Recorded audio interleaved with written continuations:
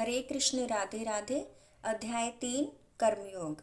हे प्रिय अर्जुन, जो मानव जीवन में इस प्रकार वेदों द्वारा स्थापित यज्ञ चक्र का पालन नहीं करता, वह निश्चय ही पाप में जीवन व्यतीत करता है। ऐसा व्यक्ति केवल इंद्रियों की तुष्टि के लिए व्यर्थ ही जीवित रहता है। इस श्लोक में भगवान ने कठोर परिश्रम करो और इंद्रिय तृप्ति का आनंद लो, इस सांसारिक विचारधारा का तिरस्कार किया है। अतः जो लोग इस संसार से में भोग करना चाहते हैं, उन्हें उपयुक्त यज्ञ चक्र का अनुसरण करना परमावश्यक है। जो ऐसे विधि विधानों का पालन नहीं करना, अधिक तिरस्कारित होने के कारण उसका जीवन अत्यंत संकटपूर्ण रहता है। प्रकृति के नियमानुसार यह मानव शरीर विशेष रूप से आत्म साक्षात्कार के लिए मिला है, जिसे कर्मयोग, ज्ञान योग या भक्ति योग में से किसी एक विधि से प्राप्त किया जा सकता है। इन योगियों के लिए यज्ञ संपन्न करने की कोई आवश्यकता नहीं रहती, क्योंकि ये पाप पुण्य से परे होते हैं। किंतु जो लोग इंद्रिय तृप्ति में जुटे हुए हैं, उन्हें पूर्वोक्त यज्ञ चक्र के द्वारा शुद्धिकरण की आवश्यकता रहती है। कर्म के अनेक भेद होते हैं। जो लोग कृष्ण भावना भावित नहीं है, वे निश्चय ही विषय परायण होते हैं। अतः उन्हें पूर्ण कर्म करने की आवश्यकता होती है। यज्ञ पद्धति इस प्रकार सुनियोजित है कि विषयोन्मुख लोग विषयों के फल में फंसे बिना अपनी इच्छाओं की पूर्ति कर सकते हैं। संसार की संपन्नता हमारे प्रयासों पर नहीं, अपितु परमेश्वर की पृष्ठभूमि योजना पर निर्भर है, जिसे देवता संपादित करते हैं। अतः वेदों में वर्णित देवताओं को लक्षित करके यज्ञ किए जाते हैं। अप्रत्यक्ष रूप से यह कृष्ण भावनामृत का ही अभ्यास रहता है, क्योंकि जब कोई इन यज्ञों में दक्षता प्राप्त कर लेता है, तो वह अवश्य कृष्ण भावना भावित हो जाता है। किंतु यदि ऐसे यह करने से कोई कृष्ण भावना भावित नहीं हो पाता, तो इसे कोरी आचार संहिता समझना चाहिए। अतः मनुष्य को चाहिए कि वे आचार संहिता तक ही अपनी प्रगति को सीमित न करें, अपितु उसे पार करके कृष्ण भावनामृत को प्राप्त हों। किंतु जो व्यक्ति आत्मा में ही आनंद लेता है तथा जिसका जीवन आत्म साक्षात्कार से युक्त है और जो अपने में ही पूर्णतः संतुष्ट रहता है, उसके लिए कुछ करने कर्तव्य नहीं होता। जो व्यक्ति पूर्णतः कृष्ण भावना भावित है और अपने कृष्ण भावनामृत के कार्यों से पूर्णतः संतुष्ट रहता है, उसे कुछ भी नियत कर्म करना नहीं होता। कृष्ण भावना भावित होने के कारण उसके हृदय में सारा बैल तुरंत धुल जाता है, जो हजारों हजारों यज्ञों को संपन्न करने पर ही संभव हो पाता है। इस प्रकार चेतना के शुद्ध होने से मनुष्य परमेश्वर के साथ अपने संबंध के प्रति पूर्णतः आशाश्वत हो जाता है। भगवत कृपा से उसका कार्य स्वयं प्रकाशित हो जाता है। अतएव वैदिक आदेशों के प्रति उसका कर्तव्य निशेष हो जाता है। ऐसे कृष्ण भावना भावित व्यक्ति कभी भी भौतिक कार्यों में रुचि नहीं लेता और न ही उसे सौरा सुंदरी तथा अन्य प्रलोभनों के में कोई आनंद मिलता है। स्वरूपसिद्ध व्यक्ति के लिए न तो अपने नियत कर्म को करने की आवश्यकता रह जाती है, न ऐसा कर्म करने का कोई कारण ही रहता है। उसे किसी अन्य जीव पर निर्भर रहने की आवश्यकता नहीं रह जाती। स्वरूप सिद्ध व्यक्ति को कृष्ण भावना भावित कर्म के अतिरिक्त कुछ भी करना नहीं होता, किंतु यह कृष्ण भावना में निष्क्रियता भी नहीं है, जैसा कि अगले श्लोकों में बताया जाएगा। कृष्ण भावना भावित व्यक्ति किसी की शरण ग्रहण नहीं करता, चाहे वे मनुष्य है देवता। कृष्ण भावना व्रत में वह जो भी करता है वही उसके कर्तव्य संपादन के लिए पर्याप्त है। अतः कर्मफल में आसक्त हुए बिना मनुष्य को अपना कर्तव्य समझकर निरंतर कर्म करते रहना चाहिए, क्योंकि अनासक्त होकर कर्म करने से उसे परब्रह्म परम की प्राप्ति होती है। भक्तों के लिए श्री भगवान परम है और निर्विशेषवादियों के लिए मुक्ति परम है। अतः जो व्यक्ति समुचित पथ प्रदर्शन पाकर और कर्मफल से अनासक्त होकर कृष्ण के लिए कृष्ण भावनामृत में कार्य करता है, वह निश्चित रूप से जीवन लक्ष्य की प्रगति करता है। अर्जुन से कहा जा रहा है कि वे कृष्ण के लिए कुरुक्षेत्र में युद्ध लड़े, क्योंकि कृष्ण की इच्छा है कि वह ऐसा करे। उत्तम व्यक्ति होना या हिंसक होना व्यक्तिगत आसक्ति है, किंतु फल की आसक्ति से रहित होकर कार्य करना परमात्मा के लिए कार्य करना है। यह उच्चतम कोटि का पूर्ण कर्म है, जिसकी संस्तुति भगवान ने की है। नियत यज्ञ जैसे वैदिक अनुष्ठान उन पाप कर्मों की शुद्धि के लिए किए जाते हैं जो इंद्र तृप्ति के उद्देश्य से किए गए हों, किंतु कृष्ण भावनामृत में जो कर्म किया जाता है वह अच्छे या बुरे कर्मों के फलों से परे है। कृष्ण भावना भावित व्यक्ति में फल के प्रति लेश मात्र आसक्ति नहीं रहती। वह तो केवल कृष्ण के लिए कार्य करता है। वह समस्त प्रकारों के कर्मों में रत रहकर भी पूर्णतः अनासक्त रहता है। जनक जैसे राजाओं ने केवल नियत कर्मों को करने से ही सिद्धि प्राप्त की, अतः सामान्य जनों को शिक्षित करने की दृष्टि से तुम्हें कर्म करना चाहिए। जनक जैसे राजा सुप्रसिद्ध व्यक्ति थे, अतः वे वेदानुमोदित कर्म करने के लिए बाध्य न थे। तो भी वे लोग सामान्य जनों के समक्ष आदर्श प्रस्तुत करने के उद्देश्य से सारे नियत कर्म करते रहे। जनक सीता जी के पिता भगवान श्री राम के ससुर थे। भगवान के महान भक्त होने के कारण उनकी स्थिति दिव्य थी, किंतु चूंकि वे मिथिला जो भारत के बिहार प्रांत में एक परगना है के राजा थे, अतः उन्हें अपनी प्रजा को यह शिक्षा देनी थी कि कर्तव्य पालन किस प्रकार किया जाता है। भगवान कृष्ण तथा उनके शाश्वत सखा अर्जुन को कुरुक्षेत्र के युद्ध में लड़ने की कोई आवश्यकता नहीं थी, किंतु उन्होंने जनता को यह सिखाने के लिए युद्ध किया कि जब सत्परामर्श असफल हो जाते हैं तो ऐसी स्थिति में हिंसा आवश्यक हो जाती है। कुरुक्षेत्र के युद्ध के पूर्व युद्ध निवारण के लिए भगवान तक ने सारे प्रयास किए, किंतु दूसरा पक्ष लड़ने पर तुला था, अतः ऐसे सधर्म के लिए युद्ध करना आवश्यक था। यद्यपि कृष्ण भावना भावित व्यक्ति को संसार में कोई रुचि नहीं हो सकती, तो भी वह जनता को यह सिखाने के लिए किस तरह रहना और कार्य करना चाहिए कर्म करता रहता है। कृष्ण भावनामृत में अनुभवी व्यक्ति इस तरह कार्य करते हैं कि अन्य लोग उनका अनुसरण कर सकें, और इसकी व्याख्या अगले श्लोक में की गई है। महापुरुष जो जो आचरण करता है, सामान्य व्यक्ति उसी का अनुसरण करते हैं। वह अपने अनुसरणीय कार्यों से जो आदर्श प्रस्तुत करता है, संपूर्ण विश्व उसका अनुसरण करता है। सामान्य लोगों को सदैव एक ऐसा नेता की आवश्यकता होती है जो व्यवहारिक आचरण द्वारा जनता को शिक्षा दे सके। यदि नेता स्वयं धूम्रपान करता है तो वह जनता को धूम्रपान बंद करने की शिक्षा नहीं दे सकता। चैतन्य महाप्रभु ने कहा है कि शिक्षा देने के पूर्व शिक्षक को ठीक ठाक आचरण करना चाहिए। जो इस प्रकार शिक्षा देता है वह आचार्य या आदर्श शिक्षक कहलाता है। अतः शिक्षक को चाहिए कि सामान्य जन को शिक्षा देने के लिए स्वयं शास्त्रीय सिद्धांतों का पालन करे। कोई भी शिक्षक प्राचीन प्राथमिक प्रमाणिक ग्रंथों के नियम के विपरीत कोई नियम नहीं बना सकता। मनु संहिता जैसे प्रमाणिक ग्रंथ मानव समाज के लिए अनुसरणीय आदर्श ग्रंथ हैं। अतः नेता का उपदेश ऐसे आदर्श शास्त्रों के नियमों पर आधारित होना चाहिए। जो व्यक्ति अपनी उन्नति चाहता है उसे महान शिक्षकों द्वारा अभ्यास किए जाने वाले आदर्श नियमों का पालन करना चाहिए। श्रीमद् भागवत भी इसकी पुष्टि करता है कि वे मनुष्य को महान भक्तों के पदचिन्हों का अनुसरण करना चाहिए, और आध्यात्मिक बोध के पथ में प्रगति का यही साधन है। चाहे राजा हो या राज्य का प्रशासन अधिकारी, चाहे पिता हो या शिक्षक, ये सब अबोध जनता के स्वाभाविक नेता माने जाते हैं। इन सबका अपने आश्रितों के प्रति महान उत्तरदायित्व रहता है, अतः इन्हें नैतिक तथा आध्यात्मिक संहिता संबंधी आदर्श ग्रंथों से सुपरिचित होना चाहिए। हे प्रथापुत्र, तीनों लोकों में मेरे लिए कोई भी कर्म नियमित नहीं है। न मुझे किसी वस्तु का अभाव है और न ही आवश्यकता ही है, तो मैं भी नियत कर्म करने में तत्पर रहता हूँ। परमेश्वर समस्त नियंताओं के नियंता है और विभिन्न पालकों में सबसे महान है। सभी उनके अधीन है। सारे जीवों को परमेश्वर से ही विशिष्ट शक्ति प्राप्त होती है।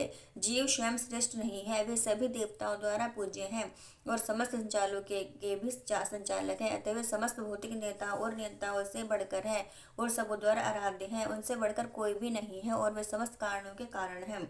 उनका शारीरिक स्वरूप सामान्य जीव जैसा नहीं होता। उनके शरीर तथा आत्मा में कोई अंतर नहीं है। वे परम है। उनकी सारी इंद्रियां दिव्य हैं। उनकी कोई भी इंद्रिय अन्य किसी इंद्रिय का कार्य संपन्न कर सकती है। अतः न तो कोई उनसे बढ़कर है और न ही कोई उनके तुल्य है।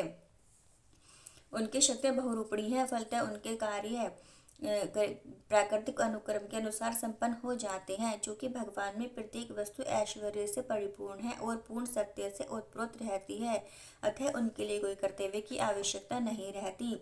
जिसे अपने कर्म का फल पाना है उसके लिए कुछ न कुछ कर्म नियत रहता है, परंतु जो तीनों लोकों में कुछ भी प्राप्त करने की इच्छा नहीं रखता उसके लिए निश्चय ही कोई कर्तव्य नहीं रहता।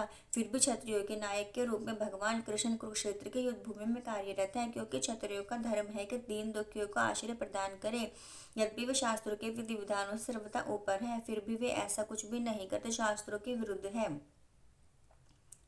क्योंकि यदि मैं नियत कर्मों को सावधानी पूर्वक न करूं तो हे पार्थ, यह निश्चित है कि सारे मनुष्य मेरे पथ का ही अनुगमन करेंगे। आध्यात्मिक जीवन की उन्नति के लिए व सामाजिक शांति में संतुलन बनाए रखने के लिए कुछ परंपरागत कुलाचार हैं जो प्रत्येक सभ्य व्यक्ति के लिए होते हैं। ऐसे विधि विधानों केवल बुद्धिजीवों के लिए हैं, भगवान कृष्ण के लिए नहीं। लेकिन क्योंकि वे धर्म की स्थापना के लिए अवतरित हुए थे, अतः उन्होंने निर्दिष्ट नियमों का पालन किया। अन्यथा सामान्य व्यक्ति भी उन्हीं के पदचिन्हों का अनुसरण करते, क्योंकि कृष्ण परम प्रमाण है। श्रीमद् भागवत से यह ज्ञात होता है कि श्री कृष्ण अपने घर में तथा बाहर गृहस्थोचित धर्म का आचरण करते रहे। यदि मैं नियत कर्म न करूं तो ये सारे लोग नष्ट हो जाएं, तब मैं अवांछित समुदाय वर्ण शंकर को उत्पन्न करने का कारण हो जाऊंगा और इस तरह संपूर्ण प्राणियों की शांति का विनाशक बनूंगा। वर्ण शंकर अवांछित समुदाय है जो सामान्य समाज की शांति को भंग करता है। इस सामाजिक अशांति को रोकने के लिए अनेक विधि विधान है जिनके द्वारा स्वतः ही जन आध्यात्मिक प्रगति के लिए शांतता सुव्यवस्थित हो जाती है। जब भगवान कृष्ण अवतरित होते हैं तो स्वाभाविक है कि वे ऐसे महत्वपूर्ण कार्यों की प्रतिष्ठा तथा अनिवार्यता बनाए रखने के लिए इन विधि विधानों का के अनुसरण आचरण करते हैं। भगवान समस्त जीवों के पिता हैं और यदि ये जीव पथभ्रष्ट हो जाए तो अप्रत्यक्ष रूप में यह उत्तरदायी उन्हीं का है। अतः जब भी विधि विधानों का अनादर होता है तो भगवान स्वयं समाज को सुधारने के लिए अवतरित होते हैं। किंतु हमें ध्यान देना होगा कि यद्यपि हमें भगवान के पद चिन्हों का अनुसरण करना है तो भी हम उनका अनुकरण नहीं कर सकते। अनुसरण और अनुकरण एक से नहीं होते। हम गोवर्धन पर्वत उठाकर भगवान का अनुकरण कर सकते हैं, जैसा कि भगवान ने अपने बाल्यकाल में किया था। ऐसा कर पाना किसी मनुष्य के लिए संभव नहीं। हमें उनके आदेशों का पालन करना चाहिए किंतु किसी भी समय हमें उनका अनुकरण नहीं करना है। श्रीमद् भागवत में इसकी पुष्टि की गई है। मनुष्य को भगवान तथा उनके द्वारा शक्ति प्रदत्त सेवकों से उपदेशों का मात्र पालन करना चाहिए। उनके उपदेश हमारे लिए अच्छे हैं और कोई भी बुद्धिमान पुरुष बताई गई विधि से उनको कार्यान्वित करेगा तो फिर भी मनुष्य को सावधान रहना चाहिए कि वह उनके कार्य का अनुकरण करे न करे। उसे शिव जी के अनुकरण में विष का समुद्र नहीं पी लेना चाहिए। हमें सदैव ईश्वरों की या सूर्य तथा चंद्रमा की गतियों को वास्तव में नियंत्रित कर सकने वाले की स्थिति को श्रेष्ठ मानना चाहिए। ऐसी शक्ति के बिना कोई भी सर्वशक्तिमान ईश्वर को अनुकरण नहीं कर सकता। शिव जी ने सागर तक के विष का पान कर लिया किंतु यदि कोई सामान्य व्यक्ति विष की एक बूंद भी पीने का यत्न करेगा तो वह मर जाएगा। शिव जी के अनेक छद भक्त हैं जो गांजा तथा ऐसी ही अन्य मादक वस्तुओं का सेवन करते रहते हैं किंतु वे भूल जाते हैं कि इस प्रकार शिव जी का अनुकरण करके वे अपनी मृत्यु को निकट बुला रहे हैं। इसी प्रकार भगवान कृष्ण के भी अनेक सद्भक्त हैं जो भगवान की रासलीला या प्रेम नृत्य का अनुकरण करना चाहते हैं किंतु यह भूल जाते हैं कि वे गोवर्धन पर्वत को धारण नहीं कर सकते। ऐसे सबसे अच्छा तो यही होगा कि लोग शक्तिमान का अनुकरण न करके केवल उनके उपदेशों का पालन करें, न ही बिना योग्यता के किसी को उनका स्थान ग्रहण करने का प्रयत्न करना चाहिए। ऐसे अनेक ईश्वर के अवतार हैं जिनमें भगवान की शक्ति नहीं होती। जिस प्रकार अज्ञानी जन फल को आसक्ति से कार्य करते हैं उसी तरह विद्वान जनों को चाहिए कि वे लोगों को उचित पथ पर ले जाने के लिए अनासक्त रहकर कार्य करें। यह एक कृष्ण भावना भावित मनुष्य तथा एक कृष्ण भावनाहीन व्यक्ति में इच्छाओं का भेद होता है। कृष्ण भावना भावित व्यक्ति कभी ऐसा कोई कार्य नहीं करता जो कृष्ण भावनामृत के विकास में सहायक न हो। यहाँ तक कि वह उस अज्ञानी पुरुष की तरह कर्म करता है जो भौतिक कार्यों में अत्यधिक आसक्त रहता है किंतु इनमें से एक ऐसे कार्य अपनी इंद्रिय तृप्ति के लिए करता है जबकि दूसरा कृष्ण की तुष्टि के लिए। अतः कृष्ण भावना भावित व्यक्ति को चाहिए कि वह लोगों को यह प्रदर्शित करे कि किस तरह कार्य किया जाता है और किस तरह कर्म फलों को कृष्ण भावनामृत कार्य में नियोजित किया जाता है।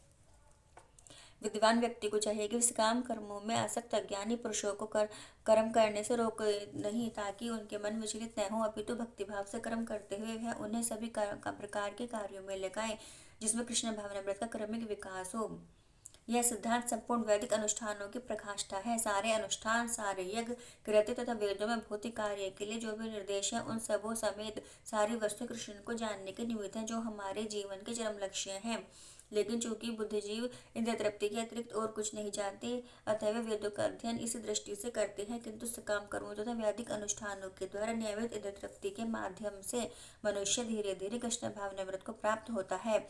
अतः कृष्ण भावनामृत में स्वरूप सिद्ध जीव को चाहिए कि अन्यों का अपना कार्य करने या समझने में बाधा न पहुंचाए, अपितु उन्हें यह प्रदर्शित करे कि किस प्रकार सारे कर्म फलों को कृष्ण की सेवा में समर्पित किया जा सकता है। कृष्ण भावना भावित विद्वान व्यक्ति इस तरह कार्य कर सकता है कि इंद्रिय तृप्ति के लिए कर्म करने वाले अज्ञानी पुरुष यह सीख ले कि किस तरह कार्य करना चाहिए और आचरण करना चाहिए। यद्यपि अज्ञानी पुरुष को उसके कार्यों में छेड़ना ठीक नहीं होता, परंतु यदि वह रज भर भी कृष्ण भावना भावित है तो वह वैदिक विधियों की परवाह न करते हुए सीधे भगवान की सेवा में लग सकता है। ऐसे भाग्यशाली व्यक्ति को वैदिक अनुष्ठान करने की आवश्यकता नहीं रहती, क्योंकि प्रत्येक कृष्ण भावना व्रत के द्वारा उसे वे सारे फल प्राप्त हो जाते हैं जो उसे अपने कर्तव्यों के पालन करने से प्राप्त होते हैं।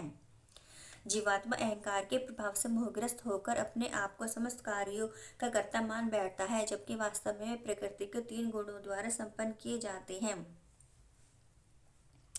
जो व्यक्ति जिनमें से एक कृष्ण भावना भावित है और दूसरा भौतिक चेतना वाला है, समान स्तर पर कार्य करते हुए समान पद पर प्रतीत हो सकते हैं, किंतु उनके पदों में आकाश पाताल का अंतर रहता है। भौतिक चेतना वाला व्यक्ति अहंकार के कारण आशोषित रहता है और वही सभी वस्तुओं का करता है। वह यह नहीं जानता कि शरीर की रचना प्रकृति द्वारा की हुई है और जो परमेश्वर की अध्यक्षता में कार्य करती है। भौतिकतावादी व्यक्ति यह नहीं जानता कि अंततः वह कृष्ण के अधीन है। अहंकारवश ऐसा कर व्यक्ति हर कार्य को स्वतंत्र रूप से करने का श्रेय लेना चाहता है और यही है उसके ज्ञान का लक्षण। उसे यह ज्ञात नहीं कि उसके स्थूल तथा सूक्ष्म शरीर की रचना प्रकृति द्वारा भगवान की अध्यक्षता में की गई है, अतः उसके सारे शारीरिक तथा मानसिक कार्य कृष्ण भावना व्रत में रहकर कृष्ण की सेवा में तत्पर होने चाहिए। ज्ञानी व्यक्ति यह भूल जाता है कि भगवान ऋषिकेश कहलाते हैं, वे अर्थात वे शरीर की इंद्रियों के स्वामी है। इंद्र तृप्ति के लिए इंद्रियों का निरंतर उपयोग करते रहने से वह अहंकार के कारण वस्तुतः मोहग्रस्त रहता है, जिससे वे कृष्ण के साथ अपने शाश्वत संबंध को भूल जाता है। हे महाबाहु, भक्ति भाव में कर्म तथा सकाम कर्म में भेद के भली भांति जानते हुए भी परम सत्य को जानने वाले हैं, वह कभी भी अपने आप को इंद्रिय में तथा इंद्र तृप्ति में नहीं लगाता। परम सत्य को जानने वाला भौतिक संगति में अपनी विषम स्थिति को जानता है। वह जानता है कि वह भगवान कृष्ण का अंश है और उसका स्थान इस भौतिक सृष्टि में नहीं होना चाहिए। वह अपने वास्तविक स्वरूप को भगवान के अंश के रूप में जानता है और सत्यचित आनंद है, और उसे यह अनुभूति होती रहती है कि मैं किसी कारण से देहात्म बुद्धि में फंस चुका हूँ। अपने अस्तित्व की शुद्ध अवस्था से मैं उसे सारे कार्य भगवान कृष्ण की सेवा में नियोजित करने चाहिए। फलतः वह अपने आप को कृष्ण भावना मृत के कार्यों में लगाता है और भौतिक इंद्रियों के कार्यों के प्रति स्वभावतः अनासक्त हो जाता है, क्योंकि वे परिस्थिति जन्य तथा स्थायी है। वह जानता है कि उसके कार्य की जीवन की भौतिक दशा भगवान के नियंत्रण में है। फलतः वह सभी प्रकार के भौतिक बंधनों से विचलित नहीं होता, क्योंकि वह उन्हें भक्ति कृपा मानता है। श्रीमद् भागवत के अनुसार जो व्यक्ति परम सत्य, पर ब्रह्मा, परमात्मा तथा श्री भगवान इन तीनों विभिन्न रूपों में जानता है, वह तत्वविद कहलाता है, क्योंकि वह परमेश्वर के साथ अपने वास्तविक संबंध को भी जानता है।